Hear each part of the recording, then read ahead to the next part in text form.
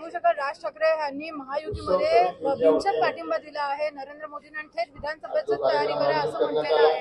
असं हे राज ठाकरे ज्यावेळेस दिल्ली दरबारी गेले त्याच वेळेस ते भाजप सोबत किंवा मोदींना पाठिंबा देतील हे सगळ्यांना महाराष्ट्रीय जनतेला कळलं होतं। पण वाघ एवढ्या लवकर गवत खायला सुरुवात करेल अशी अपेक्षा कोणाचीही नव्हती आणि बिनशर्त पाठिंबा हा देत असताना आता उद्या लाव रे व्हिडिओ म्हणण्यापेक्षा काढ रे व्हिडिओ, काढून टाक रे व्हिडिओ म्हणायची पाळी राज ठाकरेवर आलेली आहे।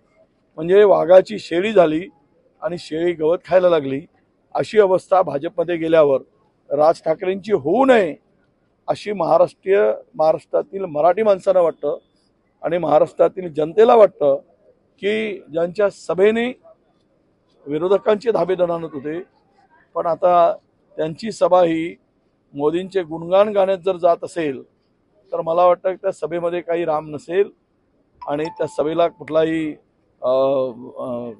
जनतेचा पाठिंबा नसेल।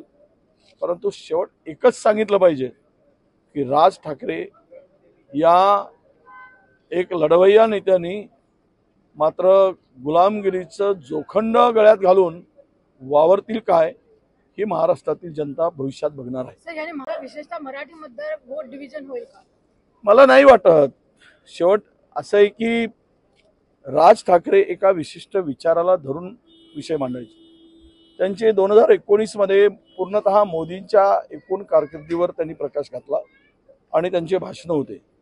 असा काय परिणाम झाला की 5 वर्षामध्ये त्यांना पाठिंबा द्यावा लागला?